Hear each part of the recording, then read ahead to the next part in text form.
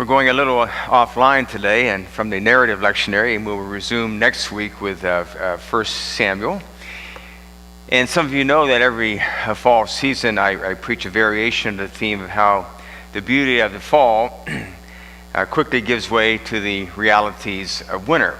It's also a parable for life, the brevity of beauty and the importance of capturing it when the time comes. Life, we know, passes us by quickly, and the opportunity to respond is today and not tomorrow. It's like the many beautiful pieces of American art that Jennifer and I saw at the Crystal Bridges Art Museum in Bentonville, Arkansas, created and established by Alice Walton during our visit to Fayetteville to be a part of Alex and Courtney Brandt's wedding. You can easily, at that museum, any museum, fix your eyes on a beautiful, for instance, Robert Duncan landscape, or a Thomas Moran's Green River in Wyoming, or a Marsden Harley's Hall of the Mountain King, or an Ernest Lawson's Path Along the River's Edge, or a John Twachtman's Lower Falls of Yellowstone. One might find him or herself never wanting to leave the painting's presence because of its incredible beauty. But we know that the moment can't last, and life quickly moves on.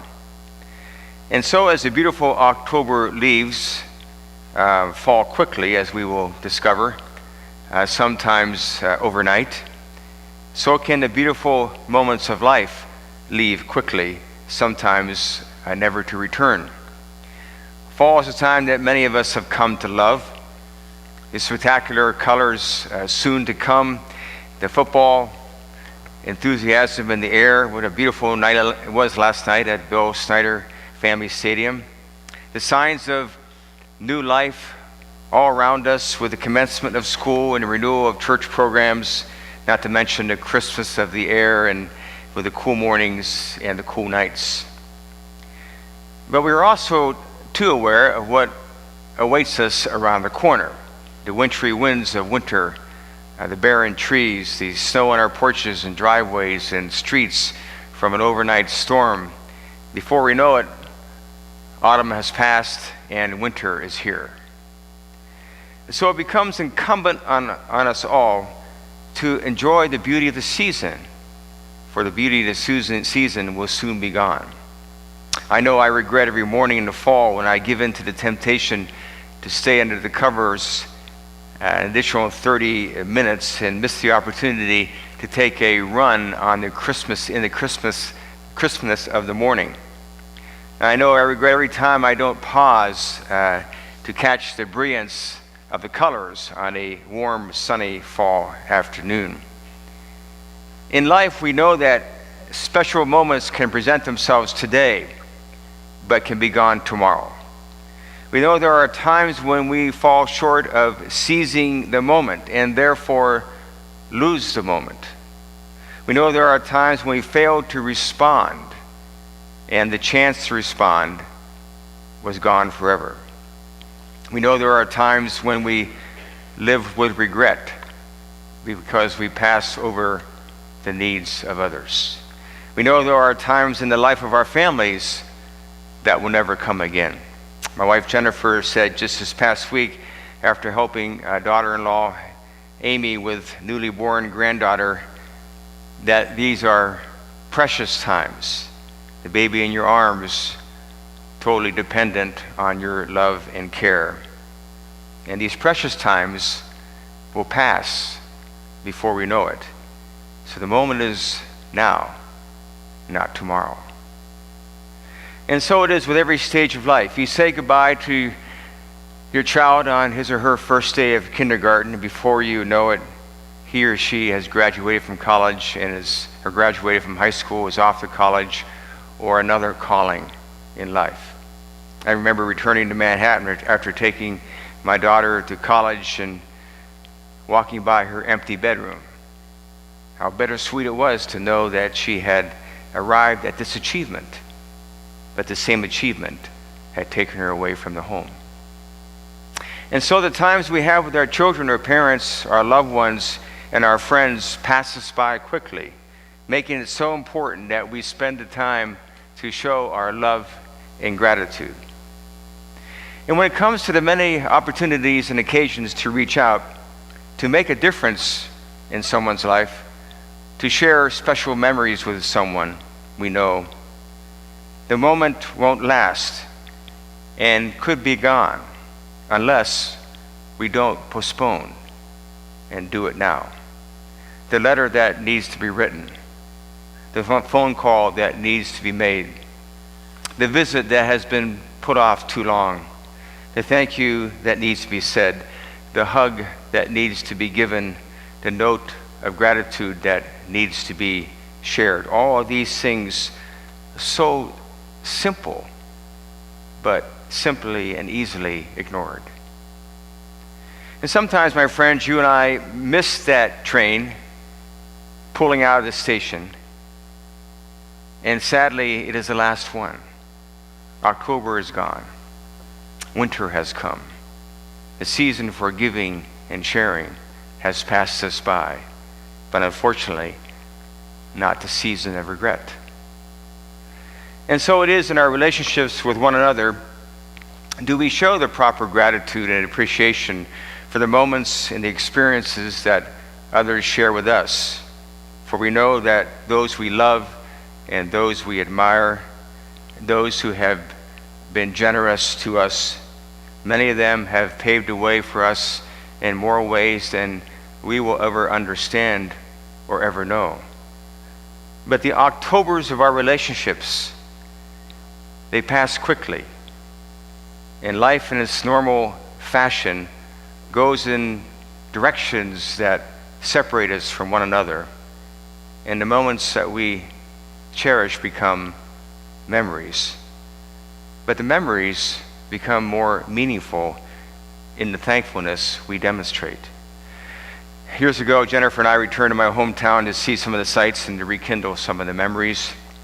We stopped at the home of a longtime family friend, probably my father's best friend when he served as a pastor of a Presbyterian congregation in this western Pennsylvania town. Dr. Henderson and his family sat in the pew right behind my mother and my brothers the entire time my father was pastor of that church, and he was kindly tolerant of all the commotion in front of him. But we learned that day when we were visiting that he was critically ill in the local hospital, where he himself saved so many lives in so many years as a surgeon. At that time, we were already late in getting to our next destination, which was a Pittsburgh Pirate baseball game in Pittsburgh. And I remember rationalizing in my mind why we really didn't have the time to drive across town and make the trip to see this man for whom, as a youth growing up, I had an enormous appreciation and admiration. And then I remember saying to myself, this is foolishness, thinking that I don't have the time to interrupt our schedule to go to a baseball game, to visit a man who impacted my life in a special way and who I still remember with affection today. So we visited him in the hospital, which time I told him how much I held him in admiration, how much he was a role model to me as a young man. He died 2 weeks later. There are just as many times that I was too late as I was on time when it came time for the moment to respond. I believe it is the same story for most of us. Sometimes we catch that last train. Other times we miss it. And we can only pray that we learn from our omissions of love and attention and do it right the next time. Shakespeare said, "On such a full sea are we now afloat, and we must take the current when it serves, or lose our ventures." One of the great mysteries of the Bible is whether or not Timothy made it in time to see the Apostle Paul before Paul died in a Roman prison. We've heard this story before. Paul writes to his trusted friend Timothy and asks him to please visit him soon. Another translation is, Timothy, come before winter. He asked Timothy to bring his cloak and to bring his parchments, for he's probably cold in the Roman dungeon, and he wants to revisit his own writings and perhaps write some more. Two of his friends, at least they were supposed to be good friends, Demas and Alexander, have deserted him. Others also have abandoned the ministry. Now he is in need of his close friend Timothy. It seems that Paul had three trusted friends. One was his Lord and Savior Jesus Christ. The second was the physician Luke, who he says in 2 Timothy, only Luke is with me. And the third, Timothy, half Hebrew, half Greek, the one Paul referred to as my son in the faith. And probably the Bible's greatest unfinished story is what actually happened. Did Timothy drop what he was doing and did he set sail for Rome to see Paul before winter set in and the Mediterranean was no longer navigable? Or did he wait until spring? And when he finally got there, he asked the jailer to take him to Paul's cell. But the jailer instead said, did you not hear? Paul was executed a couple of months ago. He kept saying, though, how much he was looking forward to your visit, along with you bringing his cloak and his parchments so he could keep warm and do what he always loved to do, and that was to read and to write. You see, in Timothy's relationship and friendship with Paul, October was the time to reunite. For when spring came, it would be too late. James tells us, as read by David this morning in chapter 4, you do not know what your life will be like tomorrow. You are like a vapor that appears for a little while and then vanishes away. The moral of the story, show love and gratitude when you can. Live life as if every hour is the 11th hour. The young warrior David said to his trusted friend Jonathan in 1 Samuel, there is but a step between me and death. You know, interesting enough, when I looked at K-State's future non-conference football schedule, I noticed that K-State is scheduled to have a home-and-home series with Rutgers University in 2030 and 2031. It's a long way away. I was excited about the matchup because my youngest brother is a Rutgers fan, and I am, of course, a K-State fan. And I could imagine us, years from now, going to the games together. Here in Manhattan, 2030, New Jersey, 2031.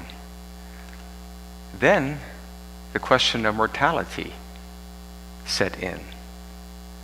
I hope I'm still around when the games are being played. And so it is for anybody. When you draw that continuum of life and you see where you fall on it, you realize how many years have passed and about how many there are to go, the Lord willing. But unlike the clock that you wind over and over again, yours and my life are wound only once.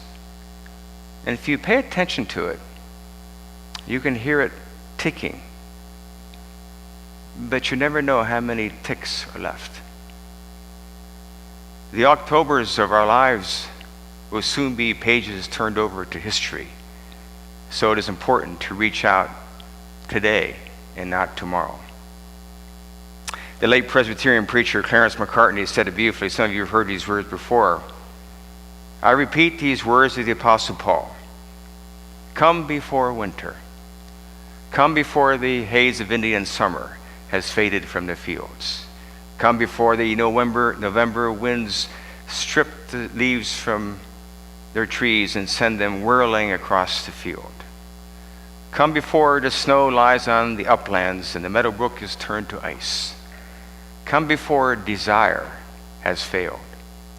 Come before life is over and you stand before God to give an account of the use you have made of the opportunities which in His grace He has granted you. Come before winter.